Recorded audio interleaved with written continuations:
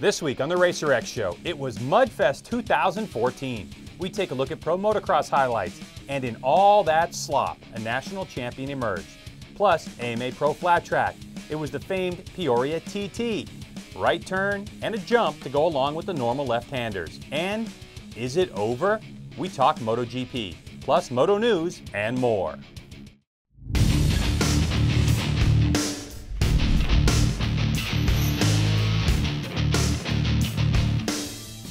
Hello and welcome to the Racer X Show, presented by Chaparral Motorsports. I'm Greg White. Thanks for joining our racing highlight and news show. Seasons are winding down, champions are being crowned, and stories of why I didn't win are already being told. So let's get at it. The Racer X Show with Greg White is being presented by Chaparral Motorsports. Visit Chaparral Motorsports online at chapmoto.com. Okay, we'll start you off with the Lucas Oil Pro Motocross races from Indiana. It's only the second time in the 42-year history of Pro Moto that Indiana has hosted an event. And this one, muddy and memorable, and a lot of fun to watch. So let's get you to Jason Wygant and Grant Langston with the highlights. They say anything can happen in racing, and we're probably going to see just about everything today. It's the inaugural Thor Indiana National in Crawfordsville, Indiana, next to last round of the Lucas Oil Pro Motocross Championship, sanctioned by AMA Pro Racing. Well, we knew the start would be absolutely key considering how muddy it was out here. And Ken Roczen makes it happen. Almost goes down. Then his teammate, Brian Dudger, on the 5. Almost goes down as well. That could have been bad. That hay bale, too. He was lucky to pick it up. Then bad luck for a whole bunch of riders. They ended up lapping a leader, Ken Roczen, all the way up to 10th place in this moto because so many riders were down. There's Jake Weimer. He certainly had better days out here. Roczen was never headed. Had that whole shot, brief challenge from Trey Kennard. Kennard made a mistake, and from there he slipped away, and Roczen goes on to win the moto by 38 seconds. Yeah, Chance fist pop. on the heart. Yeah, that was all hard. That ride needed it with the championship on the line. Dungey ends up finishing second, and Kennard third. Here are the results. Eli Tomac had a good start. Toasted his goggles early, had to go into the pits, came all the way back for fourth. Brett Metcalf without goggles finishes fifth. Chad Reed. Great ride for him. Absolutely. Same for Gerke. Shorty always up there. And Sipes, nice to see he made it in the top 10, even with a lap down. Used to the pit stops. He races cross country. Here's the guys just outside the top 10. Pike just missing it.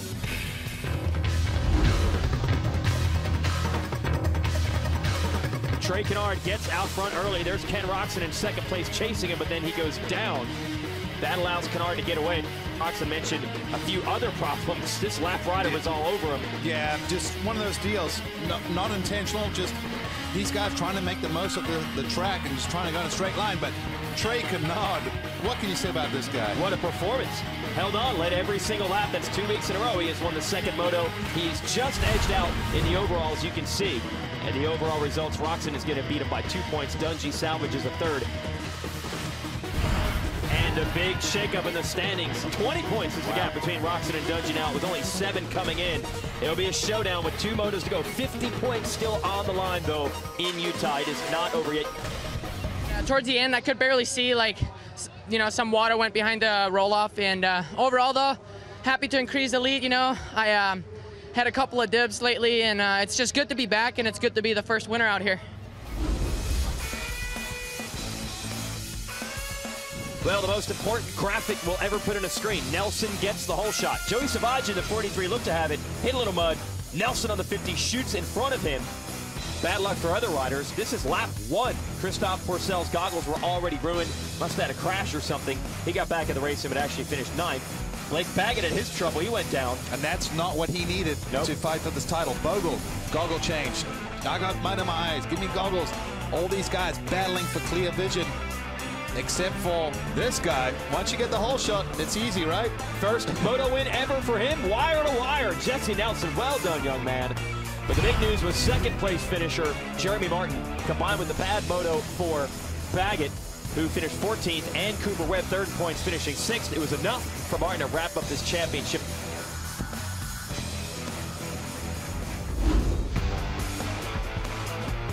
Jesse Nelson nailing the starts today, got out front, thought he might win all the motos, but no, he runs into trouble here in the lead. Yeah, just unfortunately hugs the yellow marker there, kind of upset him a little bit, didn't get over that double, and Savatgy comes up the inside, takes the lead, and I really feel like that upset Nelson's whole program for this race. Yeah, he ended up dropping back to about 8th. It was a great battle, though, as Musquin was able to take the measure of Savatgy to take the lead. You see the blue bike back there, Purcell. He shouted him all the way to the end. He would eventually pass Savatgy as well. And here we are, last lap charge. Purcell trying to get Musquin. Checker flag is out. Musquin takes the win, his 2nd overall victory of the year. And a thumbs up back to his fellow Frenchman who finishes up in 2nd. Great ride by Savatgy. Here are your Moto 2 results. Marvin Musquin takes the victory on the KTM. That will also give him the overall for the weekend. Marcel Savatgy, great run.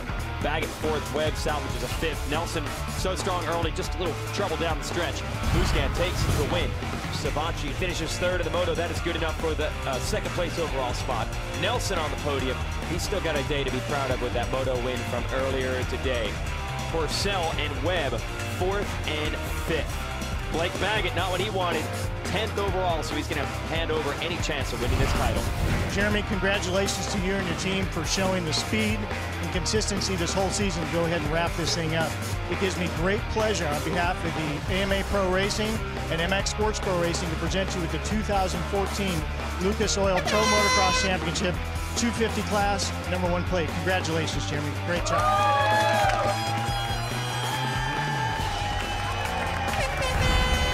Jeremy Martin needed a 50-point lead at the end of the day. He's got 69. You're going to see a battle between Baggett and Webb for 2nd in points. No doubt they've got some bonus money on the lines for that. That'll be at Utah next weekend.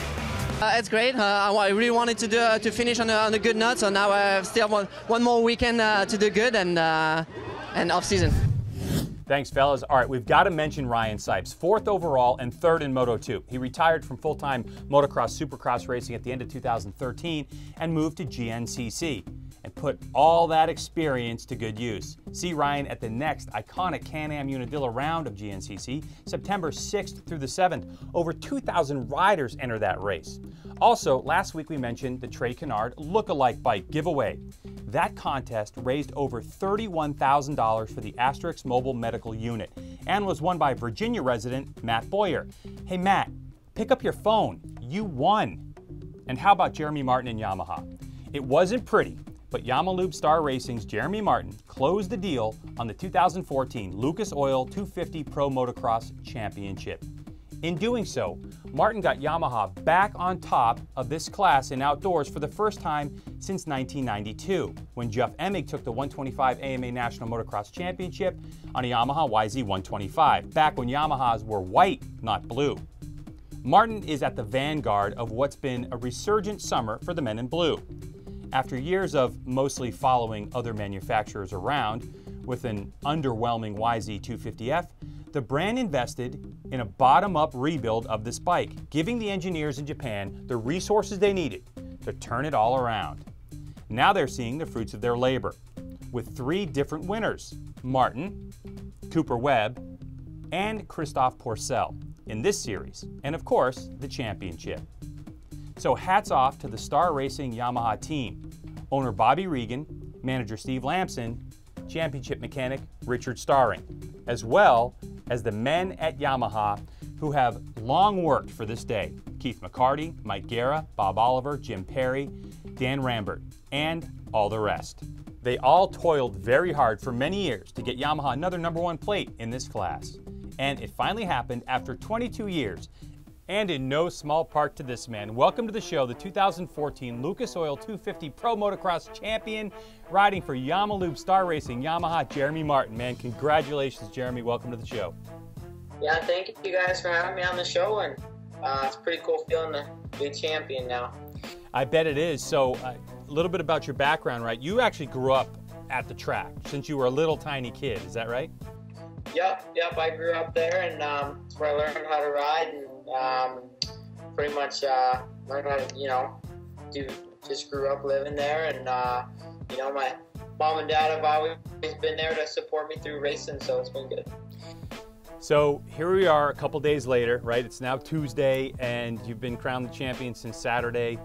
It's 3 days. Has life changed for you at all? Is the phone blowing up? Are there email messages now? Everybody wants a piece of you, right?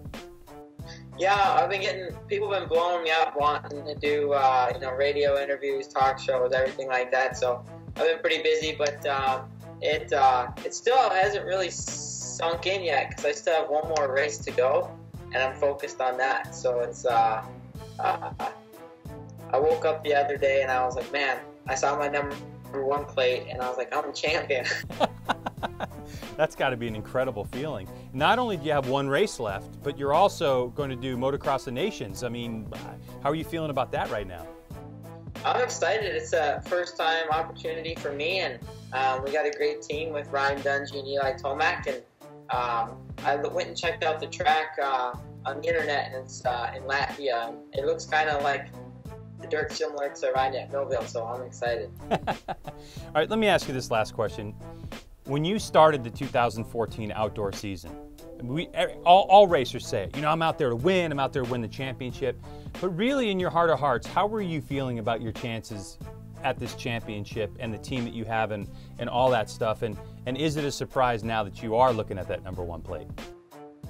I knew that, like, preseason testing for outdoors, everyone was out at Glen Helen and all the California tracks, and I knew I was going fast, and I knew that I had the speed and the fitness to be able to win an outdoor national and to be in contention for, you know, for an overall on the weekend and stuff. But I didn't expect to be able to dominate like I did right away the first couple rounds. Well, you did it. Congratulations on that number 1 plate, and good luck at the Motocross of Nations. We're definitely going to be keeping an eye on you here on the Racer X Show. Can you come back and visit us again sometime? Yeah, for sure. Cool, man. We appreciate it. Jeremy Martin, your national champion in the 250 class. The last one of the 2014 season, and only 20 points to decide the champ. You'll want to tune in and see what happens. It all starts on ProMotocross.com at 12:30 p.m. Saturday with live practice. Pre-race show at 2:15. Motos are between 3 and 7 p.m. live. All those times are East Coast. On TV, MAV TV at 3 to 5, NBCSN, 6:30 p.m. for the 450s, 1 a.m. Sunday for the 250s. Again, all times are East Coast. Last week in the U.S., MotoGP star Marc Marquez won his 10th MotoGP race in a row. That is incredible. Most people are asking, when will it end? Well, they got their answer this week in the Czech Republic, when his own teammate Danny Pedrosa showed the strength of the Honda. It just wasn't Marquez's day. It was close at the end, with 2 Yamahas getting closer and closer to a win. Marquez still has a ridiculous lead for this time of year, his first time not scoring 25 points. He walks away with 13. On to the dirt of Illinois and the famed Peoria TT. Like Marquez in MotoGP last week, number 17 Henry Wiles had a chance to win 10 in a row. But 10 in a row at Peoria and tie 7-time Grand National champ Chris Carr's all-time TT record. There's no pressure. So to the highlights we go, and our grid girl seems to be calling out Wiles. Go for 10. The start told the story. From third in the grid, the Don's Kawasaki rider powered to the front. Out of the first turn, over the jump, and turn. It's Wiles with number 9 Montgomeryville Cycles' Jared Mees, who's leading by 1 point, right behind. Halfway through the race, Wiles was gone, with only Mees in tow. They were about 2/10 off each other. With some help from lap traffic, Wiles snapped Mees' stick-to-itiveness and broke free for the win. So Wiles does all that stuff we talked about, 10th win in a row at Peoria, ties Chris Carr's all-time TT record, notched his 2nd win of the year. The first, Castle Rock TT. So let's hear from Henry. It's a great day, you know, into a great day, won the dash. I think we would have ran real good in our heat and had a good heat, but you know, I couldn't be more happy with this main event. There's so many people that helped me to get to where I am, and I knew it was going to be tough. I knew where my where I would excel, and where, you know, if Jared was in the second, where he would excel, and I knew where I was kind of struggling a little bit, but I knew, you know, I knew what I knew, and it was good enough. 1 point turned to 9 with Brian Smith finishing 7th. I spoke with Mees earlier. He's with the family at the beach, enjoying the points cushion. They're all back at it Saturday on the Virginia Mega Mile. Pro singles class now. In the bright yellow shirt and out front is Kyle Johnson on the 77. Right behind him, number 20, Jacob Lehman. 11 of 16 in the books until this. Leader goes down, the leader goes down. That was the leader going down in turn number 2. Johnson looking for a safe place to get on going, so Johnson's dropping in the pack. Kyle Johnson throws it away in turn number 2. He's up and going. Thanks, Scotty Dubler. That's a big deal. Johnson is your points leader. So they'll line him up for the 5-lap dash to decide this one. With Johnson unable to make the restart, it was all Jacob Lehman on a CRF 450R. Bronson Bauman kept it close, but the double checkers go to Lehman. Second career win for Lehman, whose only other win came at Castle Rock TT in 2012, the first race he ever entered in pro singles, by the way. Let's hear from our 22-year-old winner from Washington. Me and my mechanic Gary Beach was talking earlier, and the first year I came here, I ended up 8th. Second year I came here, I ended up 4th. I thought it, it goes by 4s, so, I mean, it worked out for me, so. Oh, we've got to work on Jacob's post-race interview skills. Even out of the points, Johnson still holds on to the lead by 8 with 3 races to go. Want to get out and watch some racing? We want you to Tuella, Utah for the deciding round of the Pro Motocross 450 title. Fly to Salt Lake and go Saturday. The Virginia Mega Mile happens on Saturday as well. Colonial Downs in New Kent, Virginia. And for you Southern folk, Endurocross returns to action in the Gwinnett Center Saturday night. Racing starts at 7:30, so get there early. The Racer X Show with Greg White is being presented by Chaparral Motorsports. Visit Chaparral Motorsports online at chapmoto.com.